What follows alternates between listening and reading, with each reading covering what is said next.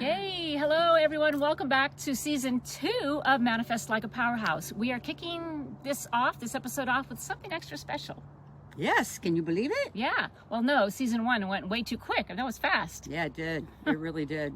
New season, new vibes, and we've upgraded our audio too. So if things are sounding a little extra crisp and clear, that's because we wanted to match the clarity of our message with the clarity of the sound. Yeah. Right? Yes.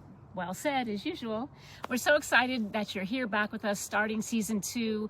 It's going to be one of the most soul-shifting episodes yet, so we're going to dive in. Sickness as holy, honoring the frequency of slowing down. So our episode today is one that's really close to our hearts. We are exploring something that is a little unexpected. You ready? Yes. What if sickness isn't a setback, but a sacred signal? Exactly. We both have had moments where our bodies have forced us to slow down, and in those moments we pay attention. We realize there's wisdom there. There's something holy about it, something deeply aligned. Yes, so we're diving into how illness can actually raise your frequency, how it can be a reset, maybe a turning point, even a spiritual upgrade. So if you've ever been sick, deeply ill, or just feeling off or tired, like your body's asking for a rest, this episode is for you. Yes, and here's the thing: when we get sick, we're usually taught to see it as a problem. But what if we switch it up and we see it through a different, new lens? Yeah. Like, what if it's a message? Yeah, illnesses force us to, become still, and it takes you out of your noise, the hustle, the obligations. Nothing brings you more to the present moment like getting sick and not feeling well. It's true. Right? And in that stillness, so many good things can and lots of times usually do happen. Like, for instance, your frequency can recalibrate. Your nervous system softens. You stop doing and you start being, and that is where alignment happens. That's where clarity comes in, either through the quiet or reflection or downloads. Correct. Yeah. Yes. You know Dolores Cannon, I love her. I she love talked her about too. this. She writes about how during times of illness your body may actually be upgrading. And that is, your cellular frequency is literally changing. You're not just clearing a cold, you're clearing energy. Ringing in the ears, if you've had that before, that's a good sign, by the way. Yes, and she called it quantum healing. And sometimes the only way the body can slow you down long enough to receive it, that upgrade, is through sickness.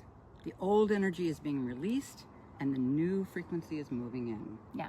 And I love that. Me too. So if you've ever had a wave of exhaustion or needed to lie down for days and you just didn't know why, it'd be great if you could lean into trusting that everything is okay, and maybe lean into the possibility or reality, really, that you're not weak.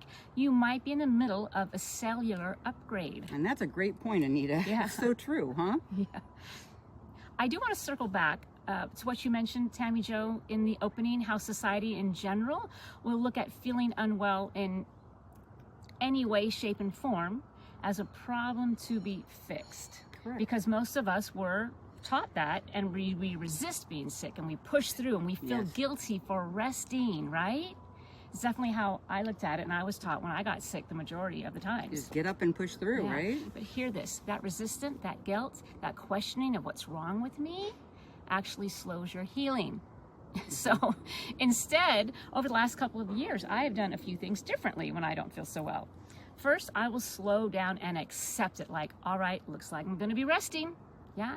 And then I revel in it. Like, I know this isn't gonna last forever, so I think to myself also, I'm sure there's a good reason for this. I even get curious, like, okay, is Mercury in retrograde? I wonder. I'm nauseous, I'm tired. Whatever the reason, as best as I can, I sit with it and I take care of myself.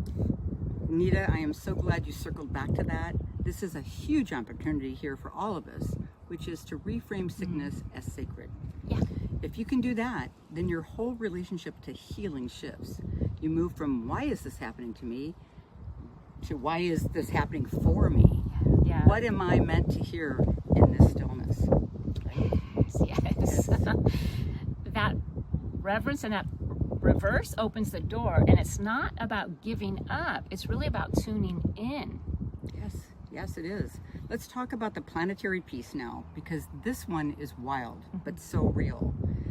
This is something I've really wanted to talk about here in this in this discussion especially. You know, I love the planets. I'm always looking at them.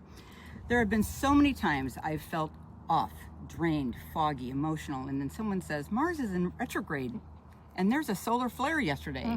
Just like what you were saying. Yeah. For those of us who are energetically sensitive, our bodies feel it first.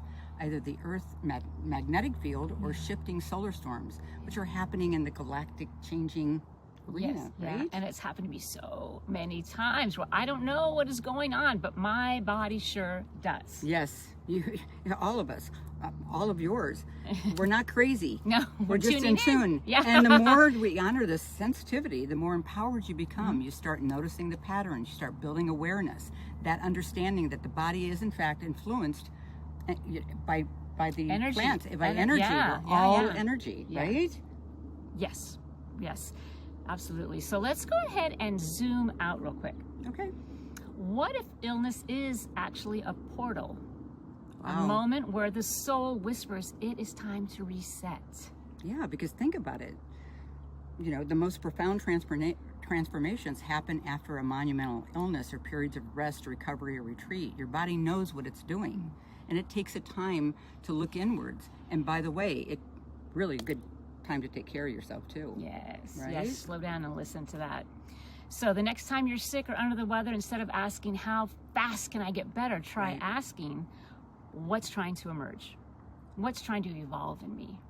Those are good questions, Anita. I found that asking that question alone can shift the healing timeline, because that's what you're doing, is bringing yourself into partnership with your body, with the divine, with the cosmos for that matter, right? Yeah.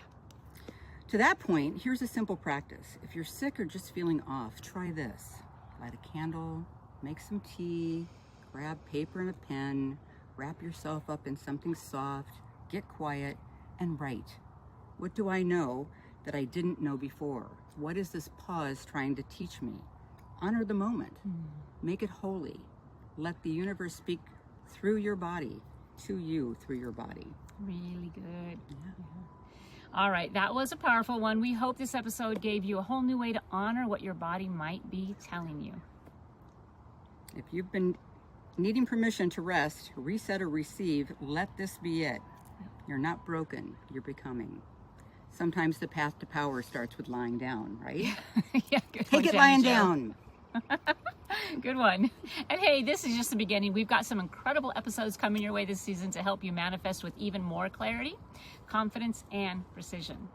Like how to manage negatives Ooh. for positive outcomes, where we bust the myth that you always have to stay positive to manifest what you want, and how to expedite manifestation using intensifiers, one of our favorite science-backed strategies to turn up your signal all the way up. Crank it up. Turned it up. It's going to be a high frequency season, y'all. So Yeah. do not want to miss it. Yes. We love you. Take care of yourself, and we'll see you on the next episode of Manifest Like a Powerhouse.